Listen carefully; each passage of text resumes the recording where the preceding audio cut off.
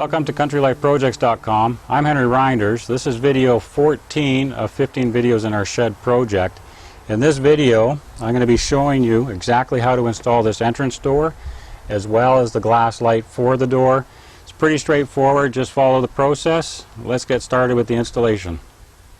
In this video, we're going to be installing the door for our shed. It's a regular entry door, brand new. That's this one over here. We got a light in this one. We actually got a good deal on this. As you can see, it's a 36-inch door, full aluminum sill, weather stripping, etc., etc. And over here, we have the light that we'll be putting in after we get the frame installed. You're also going to need a bundle of shims. Don't bother with the little packages that you can buy for $3 or $4. They're a waste of money. You can get these bundles of shims generally for $5 or $6. There's usually about 3 times as much as you see here. Just make sure they're dry. You do not want wet shims. If you use wet shims and they shrink, it's going to be loose between your door and your door frame here, and that won't be good down the road. And you're also going to need, and this is what I like to use, these are finishing deck screws. They're coated. You can buy those at Home Depot, Lowe's, quite a few building stores. It does require a special bit. It looks like this. As you can see, it's got a very narrow tip on it. That's to prevent damage to your wood. And you can get them in square head or Torx head, which is also known as a star head. And then also, typically with a new door, you'll get a package of screws like this. There's 6 in here. There's 2 for each hinge, and these will be swapped out with the screws that are in the hinges that will go directly into the 2x4 behind the hinge. That's for that side there. Your hardware, your door handle, your deadbolt will generally have a long screw for that purpose as well on the deadbolt side of your door. Now let's go back to the door opening here. Before you get started, now if you followed our instructions throughout all these videos, everything here should be level. The wall should be level this way. Your opening should be level this way.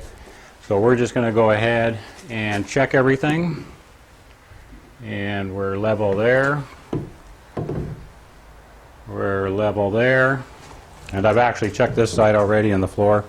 We're level all around. And you want to do that because if you have this wall, and it's say a little bit out of level that way, and you have this wall, and it's a little bit out of level that way, you're going to have to compensate for that when you put your door in. So ideally, if both walls are the same and the floor is level, it makes it very simple to install. That's the case here. So next I'm going to put the door in place. I'm just going to reverse it though because I want you to see what you need to look for as you're installing the door. So I'm just going to grab the door, put that in place, and show you that. Okay, I've put the door in place. It's the reverse of the way we're actually installing it, but this is just so I can show you that as we go along and we're putting the shims in and we're getting things fastened, what you should be looking for on the inside, which is the critical area and which is what you're going to use as a guide to make sure your door is installed properly.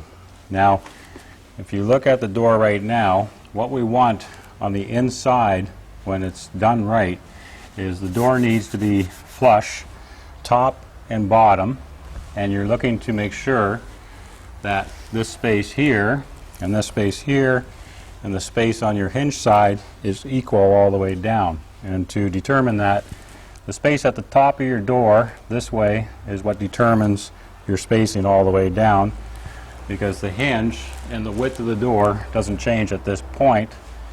The reason that you want the floor to be level, ideally, is that this space up here, as soon as you drop your door in, will be equal. If your floor is out of level, you have to determine which way your door has to come up or down in order to make this equal. So if your hinge side was higher, then what's going to happen is the door would hit here and you would actually have a problem with that binding, and you'd have to make that compensation at the bottom.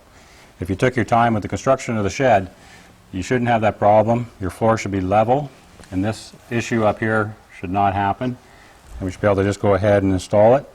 I'm going to flip the door around and show you the first steps for installing your door.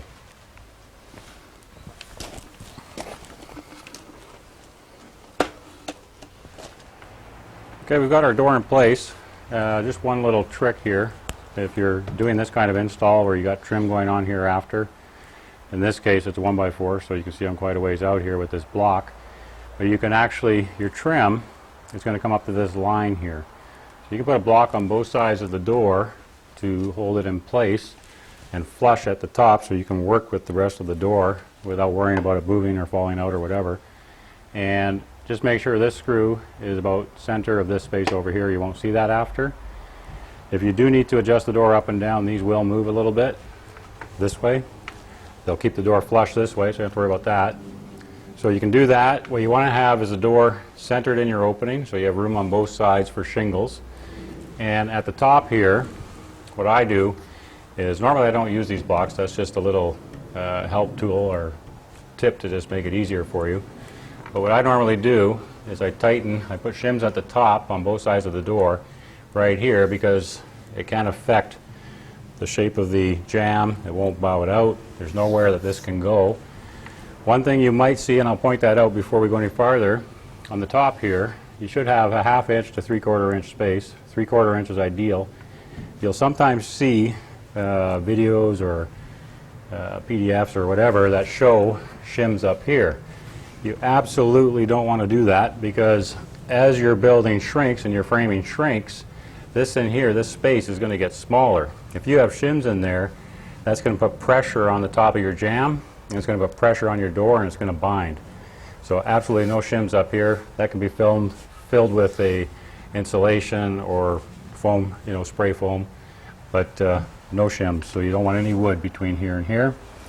Okay, so once you have this solid on the top here, ready to go, you then go down to the bottom and do the same thing at the jamb, and because the jambs, or the sill I should say, because the sill's here, again, it can't squeeze any tighter than what's here, so it's safe enough to do that. Once you have that done, you can open your door. It's not going to go anywhere. And then inside, you can make sure that your spacing along the top of your door is good, and also check the spacing at the top on the side and the bottom at the edge of your door. And if that's equal, and this side here looks good, which it should be because it's the hinge side, then you're ready to start putting the remainder of your hinges in, and you can start screwing it in place. Right now, everything is fine. Also, in addition to my spacing around the door is actually flush top and bottom with the jamb. So everything's sitting nice and flat, which also means that for weather stripping, your door is sitting very nicely against your weather stripping all the way around. So that's important as well. So that's done. We're going to go ahead. What you want to do is do your shims, or your hinge side first. We're going to put shims in behind each hinge, and then we're going to screw it, and I'm going to show you exactly how we're going to screw that so you don't see it later, just initially. Later, we're going to put screws through where the hinges are. We're going to remove those. To put your shims in, once you have your door secure top and bottom and everything looks good, you want to do this first. And what you do, if you can do both sides like this, great. You just put one this way and you put one that way. Now there's a reason for putting hinges or shims from both sides. If you look at this, the shim, obviously if you just use one, it's got an angle to it. You put two together, you have an equal surface, which means that you won't twist or bend the jamb when you screw it in. So we're going to go ahead and do that. Now you don't want to once you have your door nicely positioned, these just need to be snug. They don't have to be super tight. As long as they don't fall out, that's all you want, because if you go too tight or you bang them too tight, it's going to push your jamb out. You don't want to do that. So we're going to go ahead and finish that up on this side. I'll put all the shims in.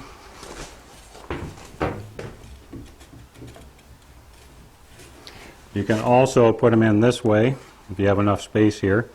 Put them in this way, that one first, and you can do it all from the outside and then put this one in like that. I'm just doing it from both sides because I have the window here to do that.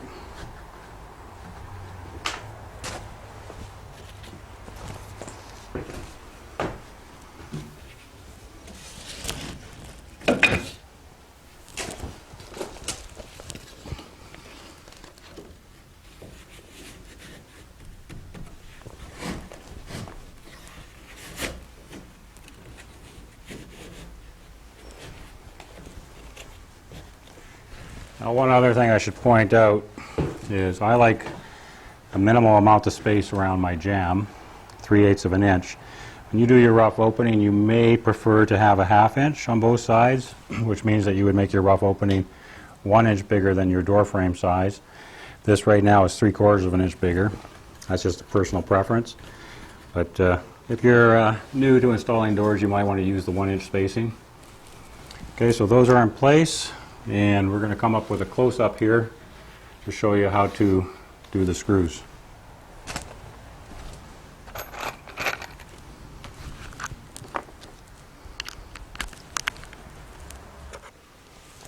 Hang on.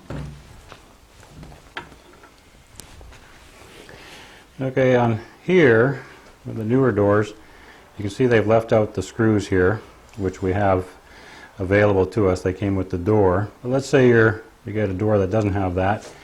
You can also use finishing screws, and in behind the weather stripping here, just peel it back and just put a screw right here.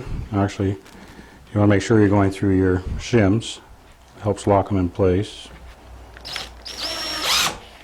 Make sure this doesn't turn against the weather stripping, it might ruin it. So, goes right in. Finishing screws, you get a nice small hole. You drop that back, and you don't even see it. Now for those, just got to change the bit.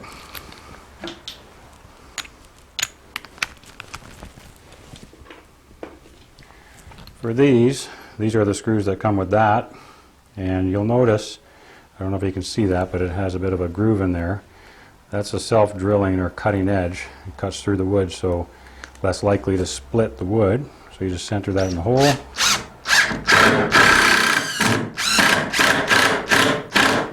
And just tight. Doesn't have to be, you don't have to go overkill on it.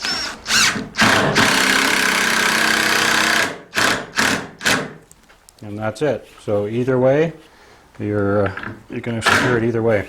And you only want to secure it where the hinges are. In between the hinges, you only do that if you have a really bad jam.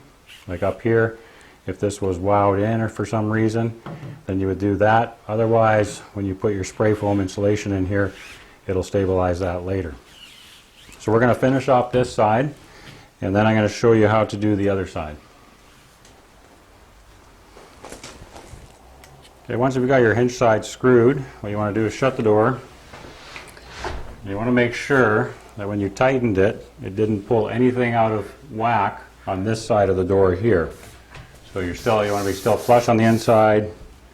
Make sure everything's still in its proper place. You can also, if you look here, you'll see that this jamb is perfectly flush with this wall here. It's going to make it very easy to put our trim on later. So everything looks good. The spacing with our door was good, so we're going to put in the shims here. You want to put them between the deadbolt, the first one between the deadbolt and where your door handle is going to be, and just snug like that. Close the door to make sure that it hasn't pushed the jamb out too much. Okay, that hasn't moved at all. Now in the same way that I showed you with the finishing screw on the other side, I'm going to peel the weather strip back. Oops. Normally these stay on there pretty good. It's probably because I was pulling that back. Okay, and again, now this side here, I'm just going to go above the shim, so just in case I have to move them.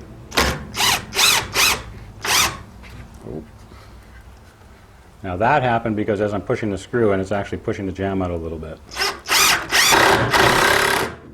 So you want to make sure they stay in the same place. So I'm just going to double check, make sure nothing's changed. Okay, our spacing right along the jamb here is still good. Now, when you put your deadbolt in, it will come with 2 3-inch screws, or it should. Now, if you were to put one in here and you don't have a shim going across here, it will pull the jamb over. So we are going to put some shims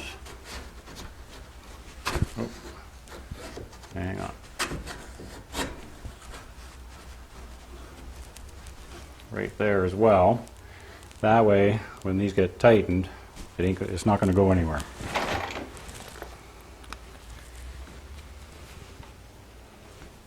Now, we can put this one right through the shim.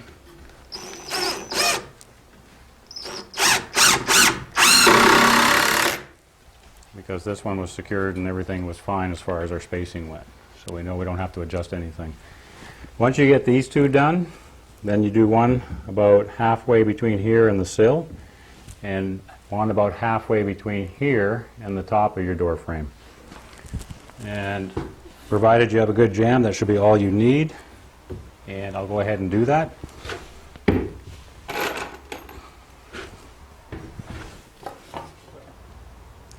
Okay, once your door is in place, everything is secured, you got your shims in place, you've screwed everything.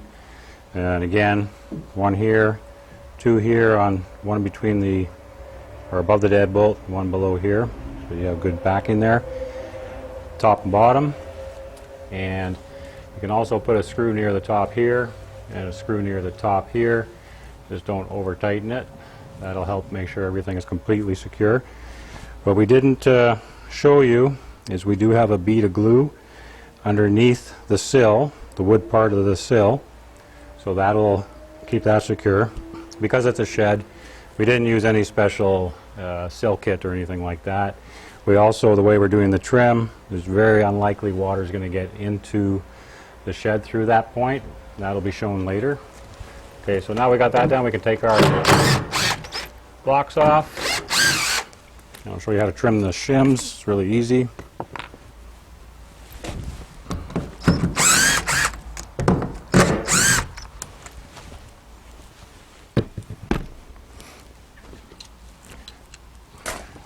Now there's two ways you can do this. One is just with an X-Acto knife. You want to make sure that you trim it back from the surface here. You just score them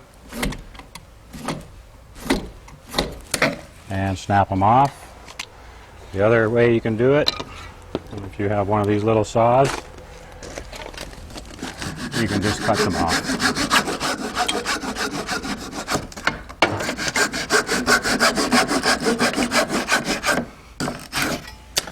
I like cutting this way because when you snap them or you cut through, they're guaranteed to be flush.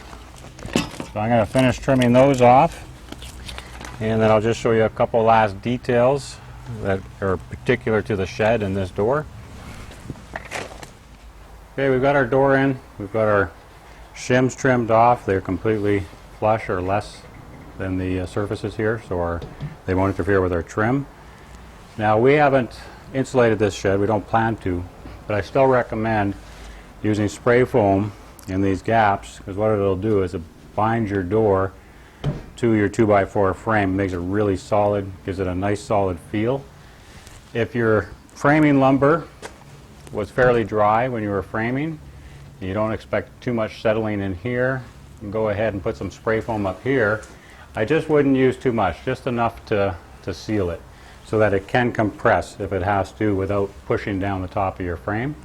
Same thing on this side. Go ahead and fill that in. Don't close it off on either side when you do that, because if there's no way for the foam to escape, it can actually push out on your frame. So just once you have your outside trim on, go ahead and put some spray foam in there. So next we're going to put in the light for the door. It's pretty straightforward. It comes with screws for the interior frame. The interior frame is the one with the holes. It also comes with a package of little buttons that you can pop in here once it's installed. The outside piece, this piece here, has a gasket on it. So be very careful when you're handling this that you don't grab that. When it's packaged together, this doesn't get touched, so it stays intact. So you can be very careful with that. I've also put a block on the floor to keep the door from going back, so I can put some pressure on this. I'm going to put this inside.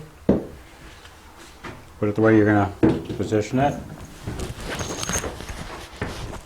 Now also, I should grab that again. If you're a little bit nervous about using a power driver for your screws here because you might hit the glass, just use a normal hand screwdriver. And if you do, even if you do use a power driver, don't drive them all the way in. Do the last bit by hand so you can torque it on just perfectly. I'm going to put this here. These openings are very precise, so you don't have to worry about alignment.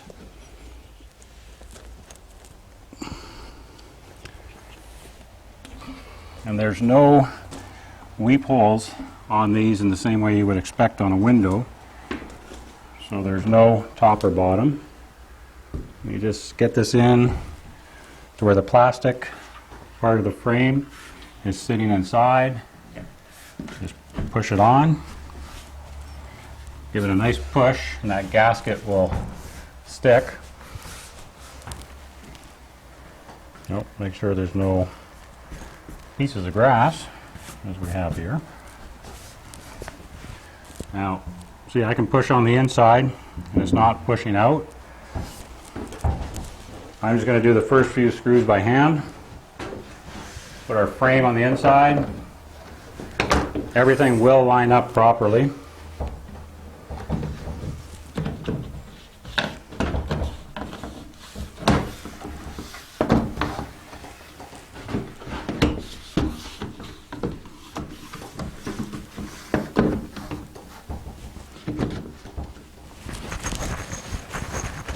It has a tendency to want to pop out, so you might just want to start a screw on the bottom. Just give it a few turns, just keep it from popping out. Then push the top in and the sides. This frame has built-in spacers. Now it's completely in place. And just put the screws in lightly at first. Just just go around the perimeter. Hold the outside while you're screwing it in.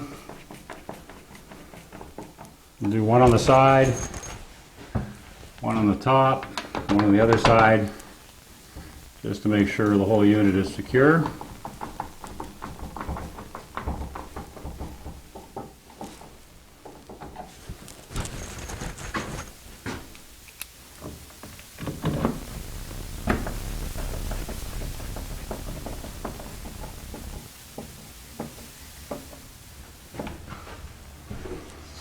And then go ahead and just finish screwing it completely off. When you're done, this should be nice and tight all the way around here on both sides, and you might even see a little bit of the gasket ooze out. That's not a big deal, that's normal. So I'm going to go ahead and finish this off, and then we're going to take a look at our door deadbolt and door handle.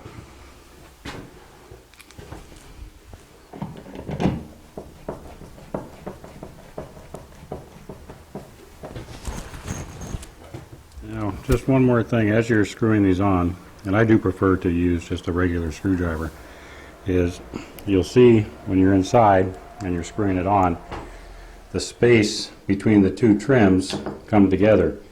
And as soon as they stop pulling together, that's tight enough. If you keep going, you potentially could strip the screw, and then your bond is gone. There's nothing you can do about it. You'd have to get a bigger screw.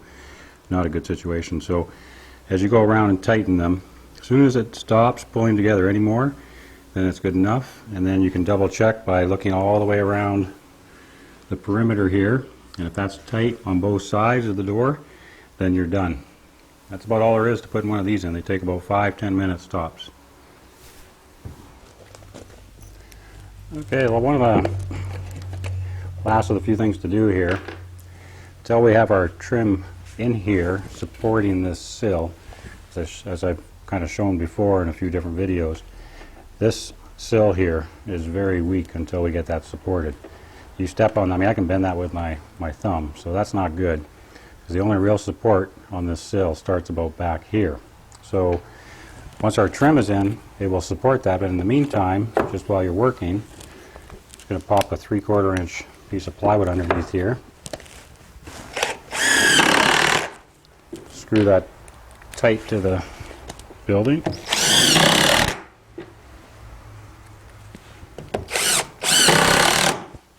That is nice and sturdy now. I can stand on that. It's not going to get damaged. So just screw a piece on here while you're finishing everything else up. And once we get ready to put this bottom trim in, we can take that off and show you how to do that part. But next I'm just going to show you a couple items with door handles and some of the plates that come with them. Sometimes you won't get the right one, so I'm going to show you that next. Okay, I just want to show you a couple things in regards to your door hardware. I'm not going to show you how to install it. There's too many different brands and there's a variety of ways that they can be put in. But there are a couple of things that most people usually don't realize. Most lock sets and deadbolt latches come set at 2 3/8. Most doors, the setback, which is the center of the hole in your door back, is 2 3/4. Most of them will, on your latch or your door handle, will just slide back. Some have a little lever or different mechanisms. Those are usually fairly easy to figure out. On your deadbolts, however, again, different manufacturers have different ways of doing this. But for example, in this one here, you can't adjust this if the bolt's in.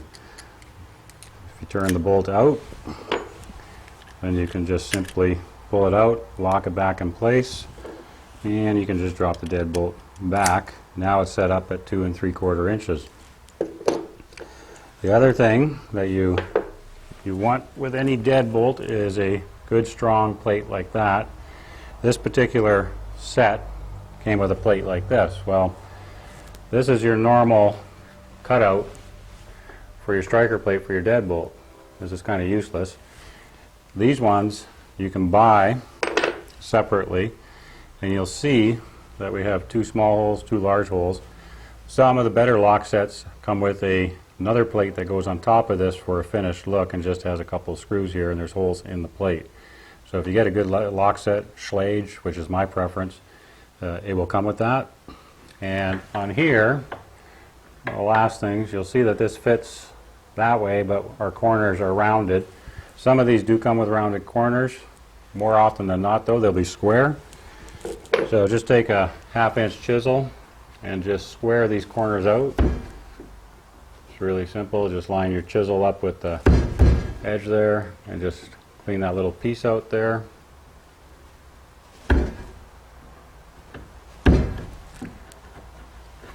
Just do the same thing on all 4 corners.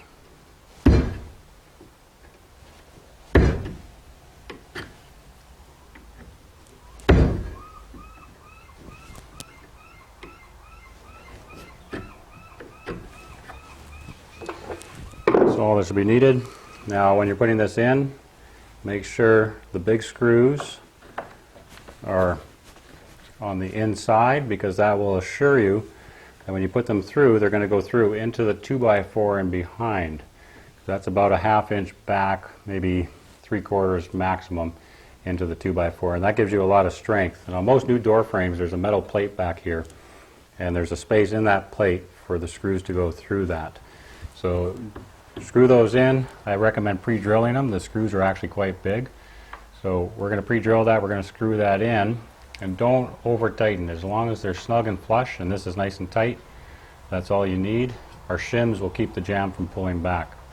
So we're going to go ahead, finish up the door. Again, I'm not going to show you how to put the lock sets in. They're pretty straightforward and they're all different in one way or another. But those are some of the main points to remember. Hopefully that helps you out a bit. Okay, our door is completed now. There's only one last thing to do. The lock set and that I'll put on after. This strip on the bottom here needs to be fastened on the inside once you have your door in place. So you would just simply make sure that this is right at the edge of your door here. And on the inside you have slots here. And using a number 6 screw that in on the inside. Again, don't over tighten, just snug. And what you do is you would close your door, make sure this is seated properly on the brown sill strip. It doesn't have to be overly tight, just push it down gently, screw it in, open your door, make sure that it grabs nicely. That little bit of stick you get there, that's normal, and that will ease up a little as it wears just a little bit down on the rubber surface. And that's it. Your door is done, and we are ready for trim.